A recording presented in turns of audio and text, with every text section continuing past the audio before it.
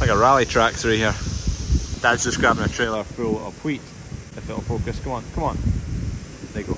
And taking it round to the big shed. The reason my front camera every so often goes out of focus is I put like a lens cap on it just so it didn't get scratched, and I've smashed the lens cap and there's a wee crack in frame that it always tries to focus on. Here comes Dad. Been breaking a lot of things. Not that I broke the grain pusher, but the grain pusher's broken. I ran over my GoPro with a combine. The wee cover on the front of my camera cracked, so I dropped my phone. Prop shaft went on that last week. Also stinks of burning plastic today. Don't know if something's happened in Perth. If someone knows, put it down below. Just shunting a wee bit of this malting barley out the road because I want to steal one of those blocks to put on the end here. I might even try and steal 2 of these. So we're needing to reverse into the shed now, and to save Dad running onto the rubbish and dragging in dirt, I need to shove these bales out of the road.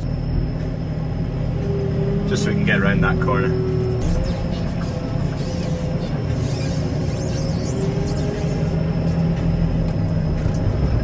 There we go, Dad will get reversed around there. You can see where it was, the wet patch.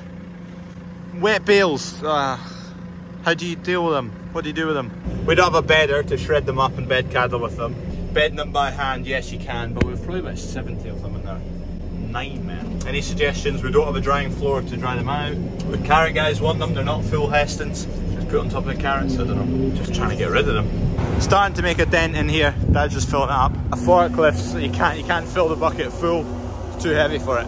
It's rated to 2.8 tonne. The bucket will hold 2 tonne of wheat. The bucket will have a good bit of weight in it itself. I'm not sure exactly, probably 300 kilo. That's just a stab in the dark. And it's also 20-year-old, so 2.8 tonne is it's probably not quite 2.8 tonne anymore. Right, this is off to the scrap heap. 2 pieces in a minute. Oh, what's going on here? I'm gonna dump this down over here. I'm not putting it away on the grass over there, which is where this other steel lying about, because I need to chop it up soon.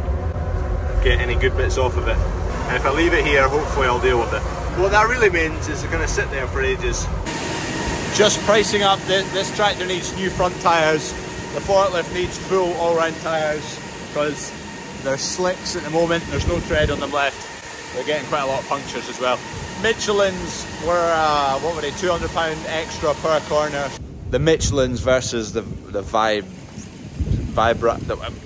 Michelin's versus the other brand, basically the lifespan of the Michelin should be about double, so just going for the Michelin. It's a bit more expensive, but should last a lot more time. This is the final dribble of wheat to dry, and then that's us complete with wheat. And then we've got the oats behind the tractor over there to dry. Wheat done. Here. Island coos. And would you look at that? Sheep. Poor sunflowers. Had some feeding back there to shift along the road to yard 2. Was looking quite dry. I thought I'll nip along quickly in this dry spell. It is torrential now. Look at it. Oh man.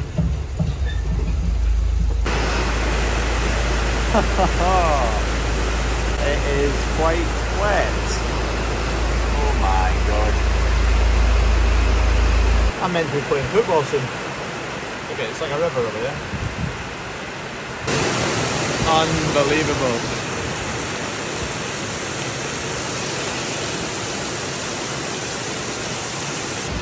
There's the ploughs going. Doug and Kev, tandem ploughing.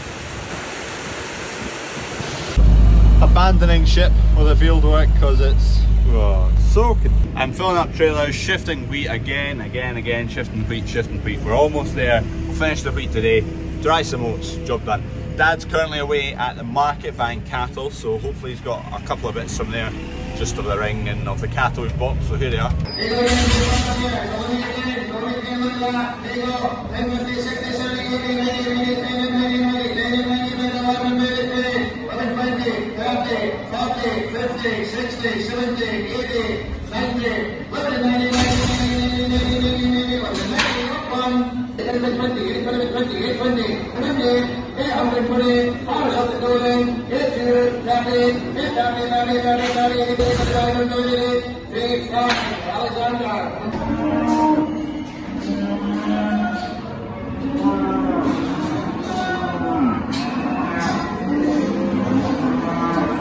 Probably can't make this out. Oh yeah, you can. The helicopter in the middle there. That'll be the news following the Queen right now, down to Edinburgh. Passing by Perth at the moment, on our way down to Edinburgh came all the way from Balmoral today, 6-hour trip. Quite a few people commented down below the other day mentioning about the Queen and things like that, so I thought I'd show when they were passing anyway. And I've just seen on the news up in Aberdeen some farmers lined either side of the road in the field with their tractors. I'll show you a clip just now of the news. Tractors in Aberdeenshire is as much as I can tell you, but it was they formed their own guard of honour. Let's just see this for the first time.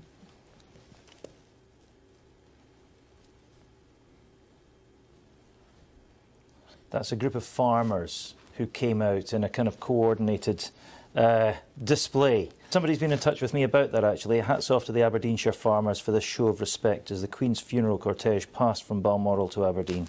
These images are between Bankery and Aberdeen City, an area of Scotland that she and her family loved so dearly. Well done to every farmer.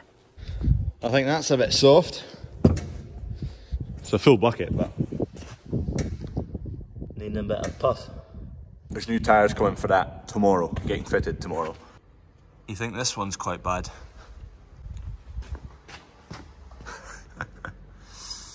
Yeah. So front tyres on that have done 5,500, 6,000 hours. So we've ordered a new set, actually not brand new. They had 70% trailer bags in stock, so just went for them because they're a bit cheaper. Yeah, they're 70% part worn, but we'll get another 4,000 hours out of them.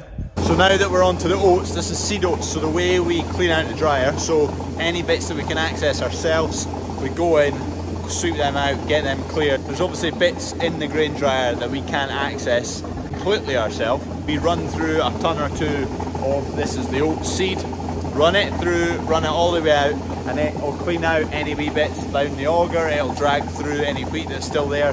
That sample will be ruined, as in you can't use it for seed, but that's fine. That can go in the feed pile, and then that makes sure everything's cleaned out for the seed, that pile over there, which is coming in here next. So that's it run through, falling down the dryer, through all the conveyors and elevators, along here, and out into the forklift bucket. And then that'll just go, there's a wee pile of bruised barley over there, so we'll add it to that, and it can go in the creek feed for the calves. Another wee delivery of bits for the Defender. More cosmetics, no bits that'll actually fix the internals. Anyway, I can't do anything with these just now because Kev's just on his way along the road with the wheel off the plough, which has fallen off. It did it last year, I welded it back on. It takes quite a brunt. It's probably about 50mm diameter shaft, which snapped right in half. It's a solid shaft, 50mm. So you can imagine how much brunt it's taking because it's made out of 50mm solid steel. So I welded it last year thinking it's not going to last that long, and to be honest it's lasted way longer than I thought it would. I don't know how many acres it's done, but it's done a lot of acres considering I just went after it with a hot glue gun, and if it doesn't work, it doesn't work, we'll have to get a new one. But it worked and it's done it again. If it does it once a year, I don't mind welding it once a year, but if it breaks more regularly than that, we'd get a new one.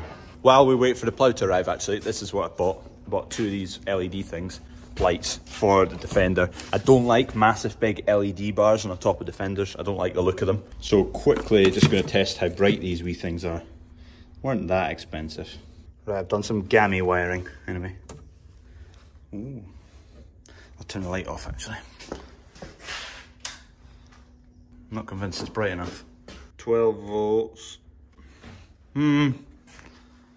Tricky to tell there, but I'm not convinced it's that bright. I'll wire them up anyway and see what they're like.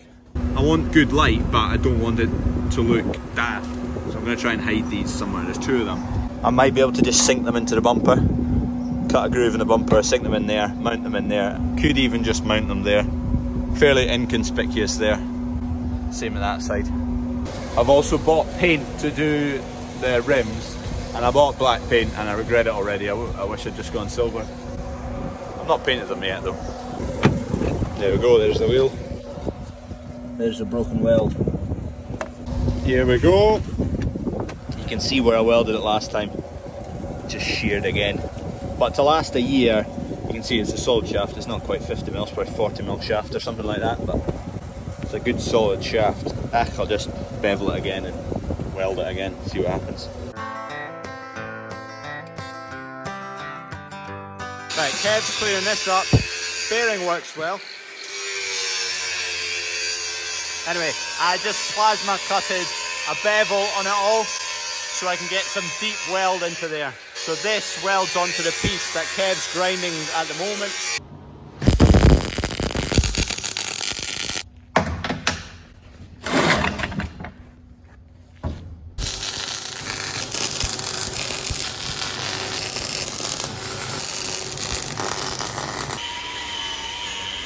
Right, this is how I welded it last time. I did exactly this. Kev suggested I put a couple of braces here and here, so hopefully if I put braces in this time it won't break again. Predictions. Does it survive? I wasn't so confident the last time round and it survived a lot longer than I thought it would. So I think it should survive even longer this time. There we go, one wheel back on. Time will tell if it lasts. Hopefully it will. That plough could do with 2 extra furrows on it. Solid, good plough, but 2 extra furrows would be good. Job done, that'll do for tonight. Dump the tools, grub, video, bed. More dodgy wiring. I wanted to test this LED at night, see if it was just the fact that it was in the workshop, it wasn't playing ball. Is that better? Decent. It's better than I thought. It's still not great. Still an eBay special. Just trying to divert water away, and this is what's happened. This is the barley store. Ah, toss pot.